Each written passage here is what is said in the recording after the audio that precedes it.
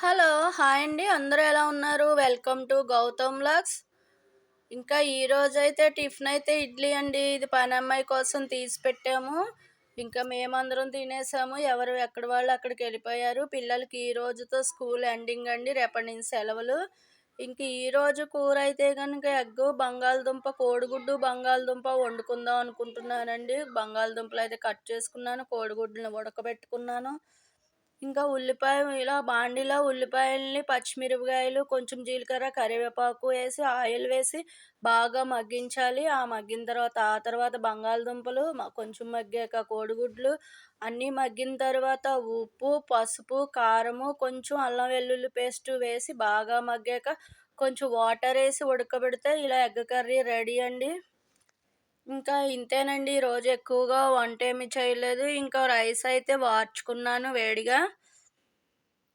ఇంకా ఆ తరువాత అయితే పెరుగైతే తోడుకుంది. ఇంక ఇంట్లో ఏవో ఒకటి పచ్చళ్ళు ఉంటాయి గదండీ! కొత్తగా పట్టినవి అవి ఇలా నెయ్యి వేసుకొని తింటే ఇలా సర్దుకోవచ్చని ఇంకా పెద్దగా వంటే అదే చేశామండి ఇంక ఈ రోజుకి. ఇంకా ఇదైతే గనక చేగోడీలు చేసుకున్నామండి. 3 గ్లాసులు వరిపిండి, ఒక గ్లాస్ మైదా పిండి, మొత్తం 4 గ్లాసులవుతుందండి. 4 గ్లాసులు వాటర్‌కుని ఇంక ఇష్టం ఏ గ్లాస్ సరే 3 గ్లాసులు వరిపిండి, ఒక గ్లాసు మైదా అక్కడికి 4 గ్లాసులు, 4 గ్లాసులకి 4 గ్లాసులు వాటర్ పోసి అయి గిన్నెలో మరుగుతూ ఉంటుంటే కొంచెం ఉప్పు, వాము, జీలకర్ర, కారము వేసి ఆ నీళ్లు మరిగినప్పుడు ఈ 4 గ్లాసుల పిండి అందులో పోసేస్తే ఇలా పొడి పొడిగా అవుతుంది. కాసేపు అలా మూత పెట్టి ఉంచాలి ఒక గంట. తర్వాత బాగా మగ్గిన తర్వాత కొంచెం తడి చేసుకొని ఒక ప్లేట్‌లో వేసుకొని ఇలా మెత్తగా మసాజ్ చేసి చపాతీ ముద్దలా చేసుకోవాలి. వేడిగా ఉంటే అలా తడి చేత్తో అద్దుకోవచ్చు. ఇలా మెత్తగా చేసుకోవాలి. మెత్తగా చేసిన ముద్దని చిన్న ఉండ చేసి దాన్ని ఇలా కణిక చేసుకోవాలి. ఈ కణికని ఇలా ఒక చేత్తో ఒక ఏలుకి చుట్టుకొని చేస్తే ఈజీగా అవుతుంది. కానీ నాకు ఒక చేతిలో ఫోన్ ఉందండి. నేనే వీడియో తీసుకుంటున్నాను.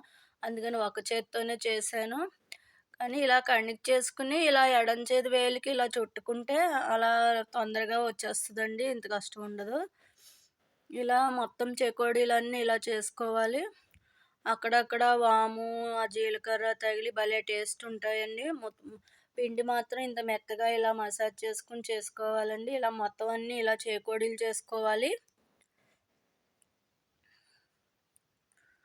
ఇంకా ఆ తర్వాత ఒక కళాయి పెట్టి ఆయిల్ వేసి ఇలా వేపుకున్నాను. కొంచెం లైట్‌గా గోల్డెన్ కలర్ వచ్చే వరకు వేపుకున్నాను. ఇదిగోండి ఇలా టిష్యూ పేపర్‌లో ఏస్తే ఆయిల్ ఎక్సెస్ ఆయిల్ అంతా పీల్చుకొని పిల్లల చేతికి అంటకుండా ఉంటాయి. ఇలా స్టోర్ చేసి వాళ్ళకి అందేటట్టు ఇలా బాక్స్‌లో టేబుల్ మీద పెడితే వాళ్ళే తీసి తెచ్చుకుంటారు. ఇలా ఒక పెద్ద డబ్బాలో పెట్టి దాచిపెట్టాను.